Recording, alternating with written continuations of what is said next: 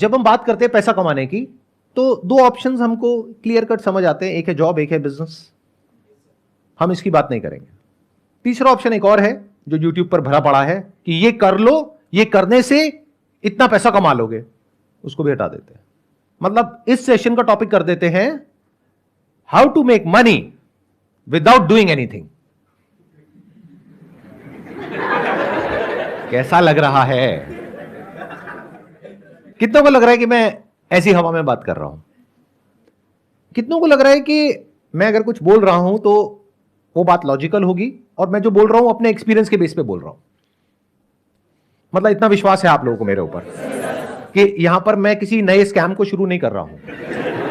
मतलब ये नहीं है इस सेशन के एंड में मैं आपको कहूंगा कि निकालो 1000 रुपए 1000 रुपए 1000 रुपए 1000 रुपए 1000 रुपए और मैं आपको कहूंगा यहां पे पैसा लगा दो, मुझे दे दो और वो पैसा इतना हो जाएगा। ऐसा कुछ तो आपको नहीं लग रहा ना कि यहां पर होने वाला है? पूरा ट्रस्ट है आप पे? पूरा ट्रस्ट है। कितनों को पूरा ट्रस्ट है मेरे ऊपर? बढ़िया। टॉपिक ये है कि how to make money, and when I am talking about money I am not talking about little money, I am talking about a lot of money without doing anything. इसमें आगे बढ़ने से पहले आपको समझना होगा the concept of compound interest. कितने लोगों को समझ आता है? कितने लोगों को समझ नहीं आता है? ठीक है, तो यहीं से शुरू करते हैं। एल्बर्ट आइंस्टाइन का नाम कितनों ने सुना है? आप में से सबने सुना है। एल्बर्ट आइंस्टाइन ने कहा है कि compound interest is the 8th wonder of the world. 7 wonders हमको पता है, तो 8वां जो अजूबा है वो है कंपाउंड इंटरेस्ट।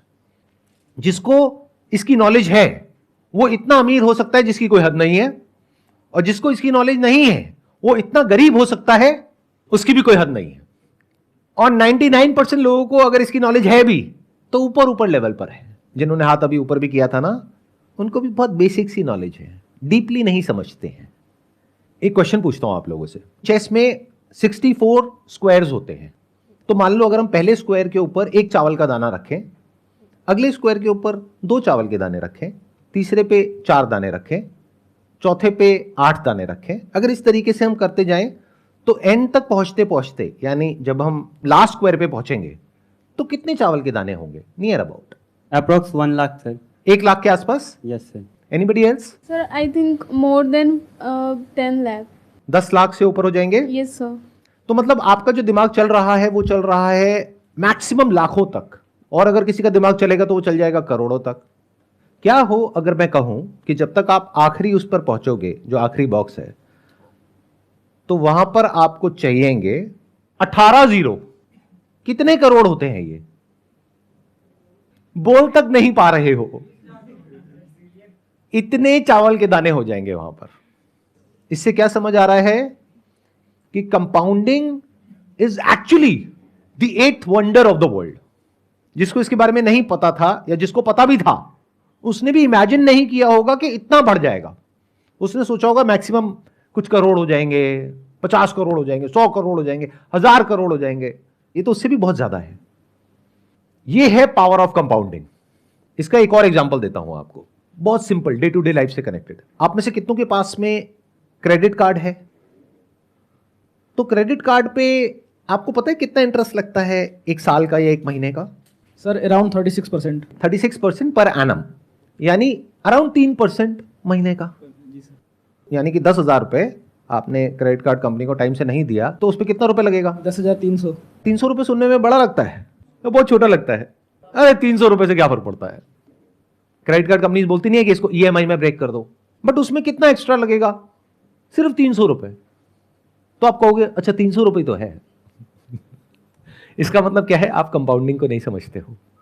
और नहीं समझते हो तो अभी मैंने क्या कहा था थोड़ी देर पहले कि जो कंपाउंडिंग को नहीं समझता है वो इतना गरीब हो सकता है जिसकी कोई हद नहीं है, और जो समझता है वो इतना अमीर हो सकता है जिसकी कोई हद नहीं है। तो आप अमीर होना तो चाहते हो, लेकिन क्योंकि आप इसको नहीं समझते हो तो आपके जो सारे एक्शंस हैं वो आपको गरीबी की तरफ ले जाएंगे। आप कहोगे 3% ही तो है, क्या फर्क पड़ता है? तो महीने का 3% मतलब साल का कितना हो गया? 36%। ऐसा आपको लग रहा है क्योंकि आप कंपाउंडिंग को नहीं समझते हो। क्योंकि जो 3% आप नहीं भरोगे इस महीने, उसके अगले महीने उस 3% पे भी 3% लगेगा। तो साल के एंड में अगर आप कैलकुलेट करोगे तो वो 36% नहीं है, वो 50% से भी ऊपर है। Do you know what that means? Bank में अगर आप अपना पैसा रखते हो तो कितना इंटरेस्ट मिलता है? 6-7%। यहां कितना दे रहे हो? 50%। तो अमीर कैसे हो गए अंकल आंटी? बहुत सारे लोगों के पास में, जिनके पास में क्रेडिट कार्ड होता है, मैंने देखा है, वो क्या करते हैं, वो ये नहीं देखते कि अमाउंट कितना ड्यू है, वो देखते हैं मिनिमम अमाउंट ड्यू कितना है। अच्छा मिनिमम इतना है, चलो ये पे कर देता हूं, बाकी का क्या हुआ, उस पर इंटरेस्ट लगेगा। इसमें क्रेडिट कार्ड कंपनी का तो बहुत बड़ा फायदा है और आपका बहुत बड़ा नुकसान है। तो इस सेशन से पहली चीज जो आपको सीखनी है, जो मैं बोल तो रहा हूं लेकिन मुझे पता है कि आप नहीं सीखोगे, वो ये है कि कभी भी जो आपको ईएमआई पे करनी है उसको डिले मत करो। क्योंकि अभी अगर आपने ये सोचा कि 10,000 के ऊपर 300 रुपए है, तो कल आप ऐसे ही सोचोगे कि 1 लाख के ऊपर 3,000 रुपए तो है। तो अगर आपको मेरी ये बात समझ आ गई है तो ये आपको बचाएगा गरीब होने से। अब दूसरे एस्पेक्ट पे आते हैं कि अमीर कैसे होते हैं इस फंडे को यूज करके। सबसे पहला स्टेप है, अगर आज आपकी एज है 20-22 साल, तो आपको क्या करना है, जो कर रहे हो वही करो, उसको अच्छे से करो, यानी कि पढ़ाई लिखाई। मान करके चलते हैं 25 साल की एज तक आते आते आपकी कहीं पर अच्छी जगह पर जॉब लग जाती है, क्योंकि आपने अच्छे से तैयारी करी है उस जॉब के लिए। ये हो गया जॉब सेगमेंट। दूसरा हो गया कि आपने 20 साल की एज से अपना कुछ करने की कोशिश करी, यानी कि बिजनेस, उसमें से 10 में से 9 फेल हो गए, लेकिन 25 साल की एज तक पहुंचते पहुंचते एक बिजनेस एक स्टेबल पोजीशन में आ गया है, जहां से आपको महीने का लाख रुपए आ रहा है। तो चाहे जॉब के रास्ते से चाहे बिजनेस के रास्ते से, मैं मान करके चलता हूं कि 25 साल की एज तक आपको महीने का लाख रुपए आ रहा है। बट क्या लाख रुपए महीना आपको बहुत अमीर बना देगा? क्या इस सच को देख पा रहे हो? आई एम नॉट श्योर कितने लोग देख पा रहे हैं, क्योंकि इन्फ्लेशन बहुत तेजी से बढ़ रहा है। 5 साल बाद जो आप लाख रुपए महीने का कमाओगे, उस टाइम उसकी वैल्यू आज के हिसाब से अंदाजा 50-60 हजार रुपए होगी। तो बहुत ज्यादा नहीं है। अभी सुनने में आपको लग रहा होगा लाख रुपए महीना, बट बहुत बड़ा नहीं है। तो अगर आप इसको अचीव कर लेते हो, तब हम नेक्स्ट स्टेप पे जा सकते हैं। यानी क्या, 25 साल की एज में आपने लाख रुपए महीना कमाना शुरू किया, यानी साल का कितना कमाया? 12 लाख रुपए। 5 साल में कितना कमाया? 60 लाख। 40 लाख आपका खर्चा हो गया। 20 लाख आपने बचाया, वो भी अगर बहुत सेंसिबली आपने अपने खर्चों को कंट्रोल किया तब। अगर बेवकूफों की तरह किया तो कुछ नहीं बचने वाला, उल्टा उस वक्त आप कर्जे में होगे। लेकिन अगर तरीके से जिया, सेंसिबली जिया, बिना अपने आसपास में लोगों को देखे कि वो क्या कर रहे हैं, बल्कि इस गोल के साथ में कि मेरे पास में 30 साल की एज में 20 लाख की सेविंग होनी चाहिए, क्या ये रियलिस्टिक है या आप कहते हो नहीं इतना भी नहीं हो सकता है? अगर इतना भी नहीं हो सकता है तो पहले इसको पॉसिबल करो, फिर बारी आएगी कि how to make money without doing anything. अगर कोई आपको आकर के ये बोल रहा है कि आपके बैंक अकाउंट में कोई पैसा नहीं है, आपके बैंक अकाउंट में 10,000 रुपए है और हम आपको करोड़पति बना देंगे, तो वो 10,000 रुपए आपके अकाउंट से निकलेगा, उस आदमी के अकाउंट में जाएगा, और आपके जैसे और बहुत सारे बेवकूफ मिलेंगे जिनके सबके पैसे उसके पास में जाएंगे। तो आप बनो ना बनो, वो पक्का बनेगा करोड़पति। तो ये मैंने आपको इसकी एलिजिबिलिटी बता दी। 5 साल में कितना कमाया? 60 लाख। 20 लाख आपने बचाया, तो उस 20 लाख का आप क्या करने वाले हो 30 साल की एज में? बहुत सारे लोग तो बहुत ही बड़ी बेवकूफी करते हैं। यानी क्या, ये पैसा उनके बैंक अकाउंट में पड़ा होता है। इसका मतलब उनको कंपाउंड इंटरेस्ट के बारे में कुछ भी नहीं पता है। तो अगर आप ये बेवकूफी करने वाले हो या अभी कर रहे हो, तो सबसे पहले उस पैसे की एफडी करा लो, क्योंकि सेविंग में इंटरेस्ट है 3-4%, एफडी में है 7%। और आजकल तो बहुत सारे बैंक्स ऐसे हैं जहां पर ऑटोमेटिकली ये काम हो जाता है। अब जो न्यू एज बैंक्स हैं वहां पे ये काम ऑटोमेटिकली हो जाता है, यानी आपको मैनुअली नहीं करना पड़ता, कि जैसे ही आपका बैलेंस एक पर्टिकुलर अमाउंट के ऊपर जाता है तो ऑटोमेटिकली एफडी बन जाती है, ऑटोमेटिकली टूट जाती है, उस पर पेनल्टी भी नहीं लगती है। ऐसे भी बैंक्स हैं, तो रिसर्च करो ऐसे कौन से बैंक्स हैं। इसका कितना बड़ा बेनिफिट होगा आपको, अभी आप कैलकुलेट नहीं कर सकते, जैसे वो चेस में आप कैलकुलेट नहीं कर पाए थे।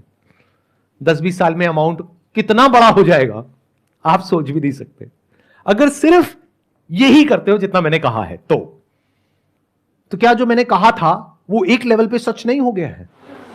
How to make money without doing anything. अभी देखना एक एक स्टेप हम और आगे बढ़ते रहेंगे। मतलब आपने क्या किया, दो काम करे अभी तक। एक, कोई भी ऐसा लोन नहीं लिया जिसका इंटरेस्ट बहुत हाई हो, एक आपने ये किया। दूसरा, पैसे को आइडल नहीं छोड़ा, अपने सेविंग्स अकाउंट में या करंट अकाउंट में उसकी एफडी करा ली। अगर सिर्फ ये दो काम करे तो you are already making a lot of money without doing anything. लेकिन अब आप कहते हो कि नहीं सर, ये जो तरीका आपने बताया इसमें मैं समझ रहा हूं कि मैं पैसा कमाऊंगा लेकिन मैं और कमाना चाहता हूं, तो उसका क्या तरीका है? तो अब ध्यान से समझना कि पैसा कमाते कैसे हैं, यानी वेल्थ कैसे क्रिएट होती है। अपना एग्जांपल दूं, उससे आई थिंक आप ज्यादा अच्छे से रिलेट कर पाओगे।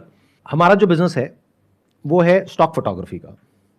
आप में से कुछ लोगों को पता होगा, कुछ को नहीं पता होगा, क्योंकि उसके बारे में मैं बात नहीं करता हूं अपने सेशंस में, बट शॉर्ट में बता देता हूं वहां पे हम क्या करते हैं। हम कुछ इमेजेस प्रोड्यूस करते हैं या फोटोग्राफर्स से लेते हैं, फिर उसको आगे उसका लाइसेंस देते हैं बड़े बड़े ब्रांड्स को। तो जितनी भी आप एड्स देखते हो न्यूज़पेपर्स में, मैगजीन्स में, ऑनलाइन ऑफलाइन, उसमें जो बड़े बड़े ब्रांड्स की जो एड्स होती हैं जहां पर कुछ मॉडल्स होते हैं, मान लो कुछ फैमिलीज हैं, कपल्स हैं, वो जो फोटोग्राफ्स हैं वो there is a strong possibility वो हमसे लेते हैं अगर वहां पर कोई इंडियन फेस है तो, क्योंकि इंडियन फेसेस की हमारी पूरे वर्ल्ड की सबसे बड़ी कलेक्शन है।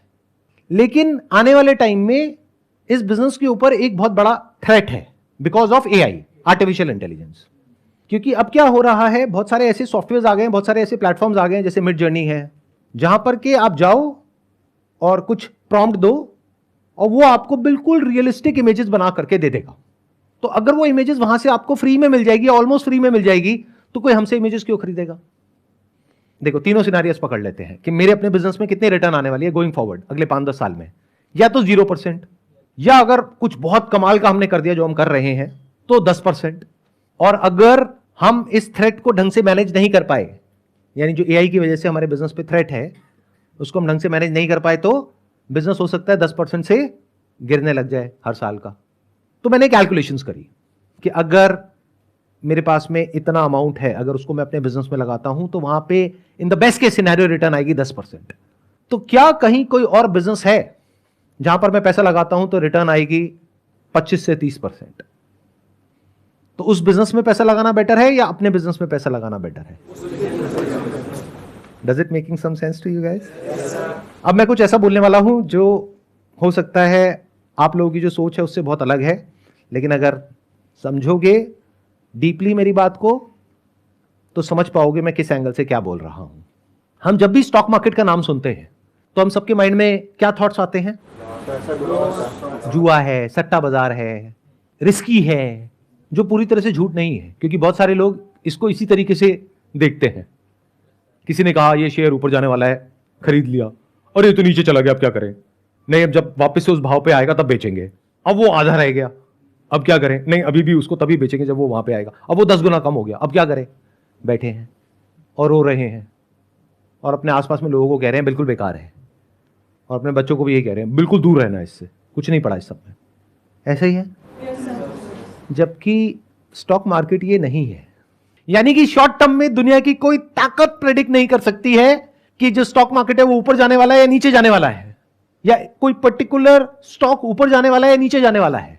लेकिन लॉन्ग टर्म में उसको प्रेडिक्ट करना बहुत आसान है अगर आप बिजनेस को समझते हो तो मैंने क्या किया, जब मुझे क्लियरली नजर आ गया कि मेरे बिजनेस का एक सैचुरेशन पॉइंट आ रहा है तो मैंने डाइवर्सिफाई किया।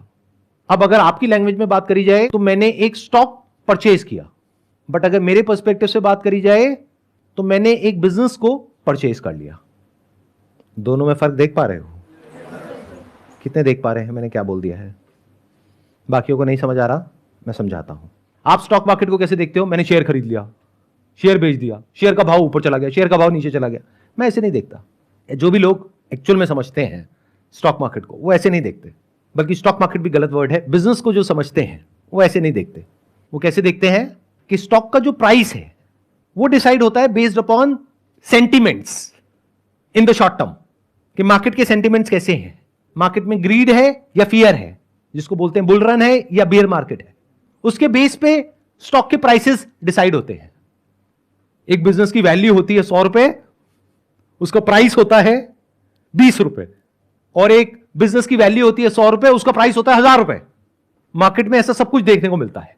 तो अगर ये बात आपको समझ आ रही है तो प्राइस को देखोगे सिर्फ इस पॉइंट ऑफ व्यू से कि जो उस बिजनेस की एक्चुअल में वैल्यू है उससे मुझे सस्ता मिल रहा है या उससे महंगा मिल रहा है।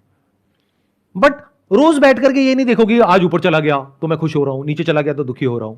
जैसे अगर आप अपना कोई बिजनेस भी करते हो तो उसको क्या सोच करके करते हो कि आज मैंने बिजनेस शुरू किया, अरे ये बिजनेस तो बढ़िया है, अरे ये बिजनेस तो बुरा है, ऐसे करते हो? या बिजनेस में एक विजन होती है कि 1 साल बाद क्या होने वाला है, 2 साल बाद क्या होने वाला है, 5 साल बाद क्या होने वाला है, 10 साल बाद क्या होने वाला है। तो ये देखना आपको आना चाहिए। अब ये कैसे आएगा? एक बुक है बेंजामिन ग्राम की, which is the intelligent investor, उसको पढ़ो। उससे क्या होगा, आपको बेसिक्स समझ आएंगे स्टॉक मार्केट होता क्या है। उसके अलावा एंटरप्रेन्योरशिप के ऊपर बहुत सारी बुक्स है, वो पढ़ो। अगर आप जॉब कर रहे हो तब भी, क्योंकि आपको बिजनेस समझ आना चाहिए। अगर आपको समझ आ रहा है कि बिजनेस क्या है और स्टॉक मार्केट क्या है और लॉन्ग टर्म इन्वेस्टिंग क्या होती है, कंपाउंडिंग क्या होती है, तो स्टॉक मार्केट आपके लिए एक जरिया है या तो एक नया बिजनेस करने का, या जो अपना बिजनेस कर रहे हो उसके अलावा एक और बिजनेस में डाइवर्सिफाई करने का, जो मैंने किया। यानी आज से 6 महीने पहले मैंने क्या किया, पूरे स्टॉक मार्केट को देखा, यानी इंडियन स्टॉक मार्केट। फिर उसमें से फाइनली ढूंढ करके, मेरे 100 पैरामीटर्स हैं, उसमें मैंने देखा कितनों पे टिक हो रहा है। किसी बिजनेस में 50 पे टिक हो रहा है, 50 पे नहीं हो रहा है, किसी में सिर्फ 10 पे टिक हो रहा है। फाइनली एक ऐसा बिजनेस मिला जिसमें 100 में से 99 पे टिक हो गया है। इससे बेटर अभी तक मुझे और कुछ नहीं मिला है। तो उस बिजनेस में मैंने एक काफी अच्छा स्टेक ले लिया आज से 6 महीने पहले। आज की डेट में मेरे 2 बिजनेस हैं, एक मैं मालिक हूं इमेजेस बाजार का और एक मैं मालिक हूं एक बैंक का।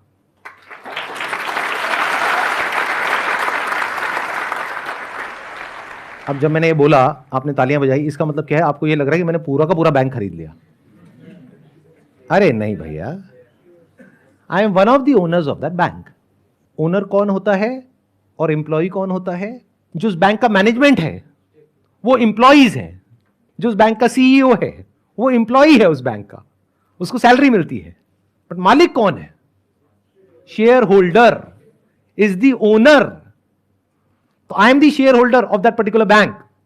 अब वो बैंक, मेरी कैलकुलेशन कहती है, on the most conservative side, it will give me a return of around 30% CAGR in the next 10 years. क्यों? क्योंकि मुझे उस बैंक के बिजनेस मॉडल के बारे में पता है, उसकी सारी एनुअल रिपोर्ट्स होती है वो मैंने पढ़ी है, उसकी अर्निंग्स कॉल सुनी है, उस बैंक में मैंने अकाउंट भी खुलवाया है ताकि कस्टमर के पॉइंट ऑफ व्यू से भी पता लगे। मतलब इतना डिटेल में, इतना डीप में गया हूं मैं उस बैंक के कि मुझे एग्जैक्टली पता है कि क्या हो रहा है और क्या होने वाला है।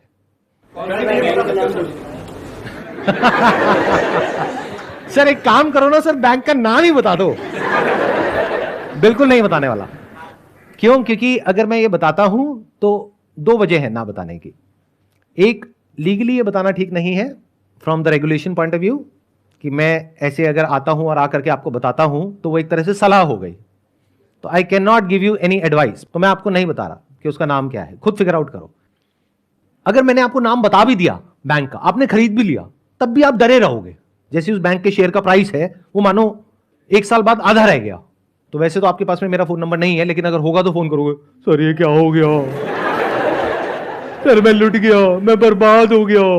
क्यों? क्योंकि स्टॉक मार्केट तो समझ आया नहीं है आपको, ना बिजनेस समझ आया है। Never blind trust anyone. Blind trust का मतलब यही है कि आप कुछ देख ही नहीं पा रहे हो, बस किसी के पीछे पीछे चल रहे हो। वहां पर हमेशा डर रहता है। आंखें हैं आपके पास में तो देखो, कान है सुनो, दिमाग है समझो कि जो मैंने कहा वो क्या है, और जरूरी नहीं है वही करना है जो मैंने किया, क्योंकि आपको पता ही नहीं कि मैंने क्या किया और किस प्राइस पॉइंट पे किया। जिस प्राइस पॉइंट पे मैंने इन्वेस्ट किया आज ऑलरेडी उससे 50% ऊपर है वो। तो क्या ये प्राइस पॉइंट ठीक है या नहीं है इन्वेस्ट करने के लिए? हो सकता है हो सकता है ना हो, मैं क्यों बताऊं, खुद फिगर आउट करो। तो ये जो आपको क्रच चाहिए होता है ना आगे चलने के लिए, I am not giving you a crutch, I am just telling you how to think. मतलब आपको सब कुछ पता होना चाहिए उस इंडस्ट्री के बारे में, उस पर्टिकुलर कंपनी के बारे में, उसके प्रमोटर्स के बारे में, बिजनेस के बारे में आपको समझ आना चाहिए कि बिजनेस क्या है, क्या हो रहा है, कैसे होने वाला है, अभी वो बिजनेस किस फेज में है। आपको पता होना चाहिए नेचुरल ट्रैक्शन क्या होता है, यानी कि वो बिजनेस अपने आप बढ़ रहा है, यानी एक बैंक के स्टैंड पॉइंट से अगर समझा जाए तो उस बैंक के डिपॉजिट्स बहुत तेजी से बढ़ रहे हैं। यह सिग्नल है कि पब्लिक को ट्रस्ट है उस बैंक के ऊपर। इसलिए जो मैंने अपना सेकंड बिजनेस किया, यह भी कहना गलत होगा, किया, जिस सेकंड बिजनेस में मैंने इन्वेस्ट किया वो बैंक में किया, क्योंकि इंडिया में जो आरबीआई है वो बहुत स्ट्रांग है, उसकी जो रेगुलेशंस है वो बहुत ही कमाल की है। और आपको एक बहुत मजेदार बात बताता हूं जो हो सकता है आप में से बहुत सारे लोगों को पता भी नहीं होगा। आपने जॉब करी, आपने 20 लाख रुपए कमाया, आपने क्या किया, उस 20 लाख की एफडी करा दी। आपने कहा ये सब जो आपकी बातें हैं ना मेरे को नहीं समझ आती, मैं तो एफडी करा रहा हूं। 20 लाख आपका एफडी में पड़ा है, मान लो वो बैंक डूब गया, बंद हो गया, तो उस 20 लाख का क्या होगा जो आपने एफडी कराई है? ये बात पता है?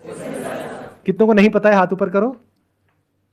मतलब आपका 5 लाख रुपए इंश्योर्ड है, बाकी 15 लाख गया। तो जिसको आप और आपके पेरेंट्स बहुत सेफ समझते हो वो भी सेफ नहीं है, बल्कि मैं ज्यादा सेफ हूं, क्योंकि आप तो एफडी करा के भूले पड़े हो, तो आपको तो तब पता लगेगा जब न्यूज में आ जाएगा। मैं तो मालिक हूं ना उस बैंक का, तो मैं उसको मॉनिटर करता रहता हूं, उसकी अर्निंग्स कॉल सुनता रहता हूं, उसकी जो क्वार्टरली रिपोर्ट्स हैं उसको स्टडी करता रहता हूं। तो कहीं भी कुछ भी गड़बड़ हुआ तो सबसे पहले मुझे पता लगेगा, उसके 6 महीने, 1 साल या 2 साल बाद आपको पता लगेगा। तो जैसे ही मुझे पता लगेगा उस दिन मुझे एक बटन दबाना है और वो सारा पैसा मेरे बैंक अकाउंट में आ जाएगा। उस बैंक अकाउंट में नहीं जो बैंक डूबने वाला है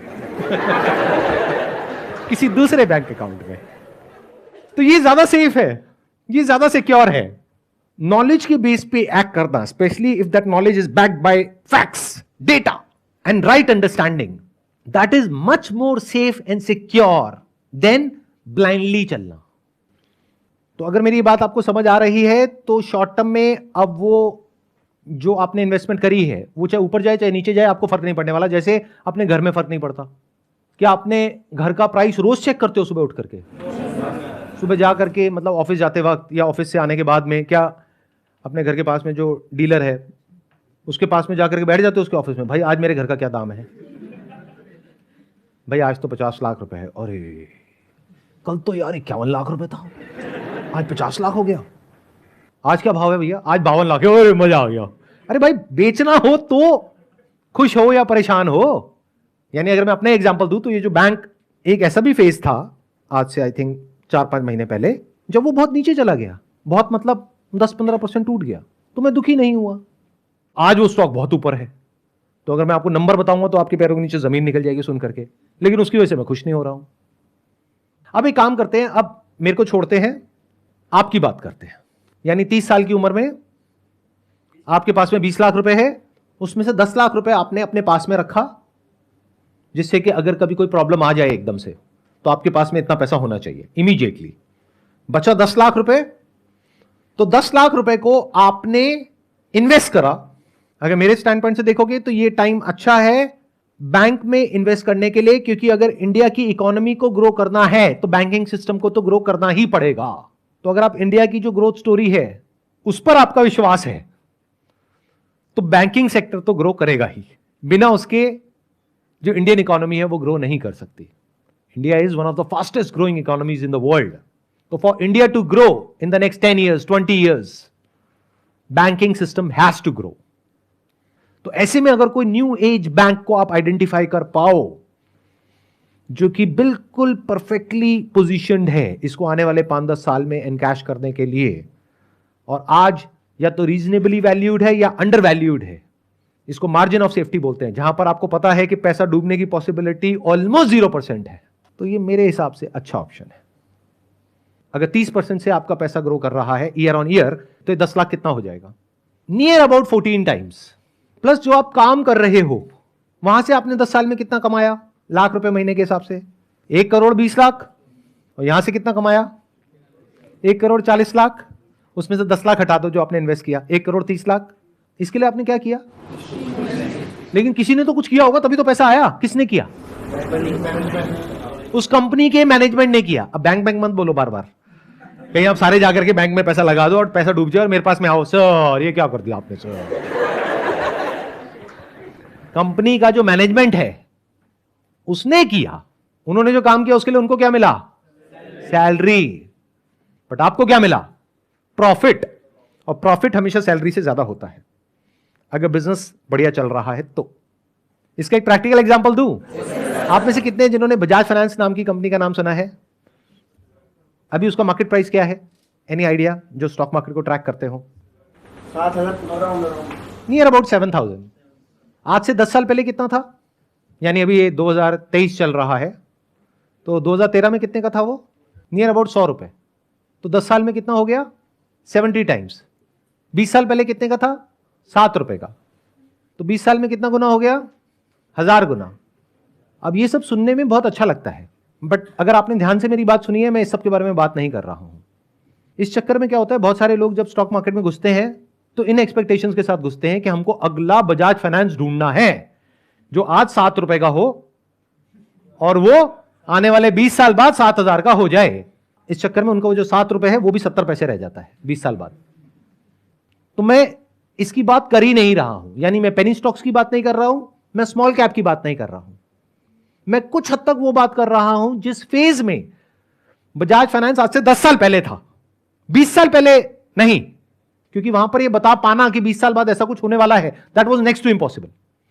बट 10 साल पहले अगर किसी में एक रीजनेबल अमाउंट ऑफ अंडरस्टैंडिंग थी एनबीएफसी सेक्टर की, तो वो प्रेडिक्ट कर सकता था कि 10 साल बाद कुछ ऐसा होने वाला है। तो मैं बात कर रहा हूं उस वक्त वहां पर एंटर करो जब रिस्क कम हो और रिटर्न की पॉसिबिलिटी बहुत ज्यादा हो। मैंने क्या कहा? आपका पैसा 10 साल में कितना गुना हो जाएगा अगर 30% की रिटर्न आई तो? 14 टाइम्स। और बजाज फाइनेंस कितना हुआ पिछले 10 साल में? 70 गुना। तो मैं 70 गुने की बात ही नहीं कर रहा हूं, मैं ये 50% कैगर की बात नहीं कर रहा हूं, मैं 25-30% की बात कर रहा हूं। और रिस्क को मिनिमाइज करने के लिए मैंने बैंकिंग सेक्टर को चूज किया, because I have fair amount of understanding of that कि वो कैसे काम करती है। प्लस मैंने जो दाव लगाया है वो आप लोगों की बेवकूफी के ऊपर लगाया है, क्योंकि मुझे पूरा विश्वास है आप लोगों के ऊपर कि मेरी ये वीडियो अपलोड करने के बाद भी आप वही करोगे जो आप करते आए हो। यानी जब क्रेडिट कार्ड का बिल आएगा तो मिनिमम अमाउंट ड्यू देखोगे और वो ही भरोगे, या फिर देखोगे अच्छा 300 रुपए तो है 10,000 पे, कोई नहीं क्या फर्क पड़ता है। तो मुझे पूरा विश्वास है आप लोगों के ऊपर। आई थिंक हिस्ट्री में पहली बार हो रहा है कि मैं अपने ही बिजनेस को खत्म करने का रास्ता आप लोगों को दिखा रहा हूं, जिसमें आपका फायदा है। क्योंकि बैंक का फायदा किसमें है? जब आप महंगे से महंगे इंटरेस्ट पे लोन लो ज्यादा से ज्यादा, तब बैंक कमाएगा, तब मैं कमाऊंगा, because I am the owner of that bank. तो मेरा फायदा इसमें है। लेकिन मैंने अपने नुकसान की बात कर दी है। मैंने जो आपको कहा अगर आपने एक्चुअल में वो कर दिया या सबने वो कर दिया तो मैं तो लॉस में चला जाऊंगा। क्यों? क्योंकि आपका जो पैसा सेविंग्स अकाउंट में पड़ा है उसको उठा के आपने एफडी करा दिया, एफडी में आपको मिल गया 7%, ऊपर से आपने महंगे लोन लेना बंद कर दिए। प्लस बैंक के अपने खर्चे भी तो हैं, इंप्लॉइज हैं, सैलरीज हैं, ब्रांचेस हैं, उसका रेंट है। तो बैंक ने क्या कमाया? तो मैं लॉस में चला गया। लेकिन मुझे पता है ये सब जो मैंने कहा है आप ऐसा कुछ भी नहीं करोगे। फिर आप कहोगे कह क्यों रहे हो? अरे ऐसे ही मेरी आदत है सच बोलने की, इसी में तो मजा है। मेरी कैलकुलेशन क्या कह रही है कि इतनी कमाल की वीडियो जिसका नाम इतना कमाल का है कि how to make money without doing anything, उस पर भी व्यूज बहुत ज्यादा नहीं होने वाले हैं इन कंपैरिजन टू जो इंस्टाग्राम पे जो 2 कौड़ी की रील्स होती हैं, उसके कंपैरिजन में इस पर कोई व्यूज नहीं होने वाले हैं। आप शेयर करोगे फिर भी लोग नहीं देखने वाले हैं। यही अगर शेयर करोगे ना व्हाट्सएप पे जाकर के कि अगर ये शेयर नहीं किया 10 लोगों को तो तुम्हारी मां मर जाएगी, तो वो पूरे इंडिया में फैल जाएगा। तो अब देखते हैं क्या होता है। 10 साल बाद मैं एक और वीडियो बनाऊंगा, इसका पार्ट 2, और आपको एग्जैक्ट बताऊंगा कि मैंने जो इन्वेस्टमेंट करी उसका कितना गुना हुआ। Thank you so much for coming, wish you all the best.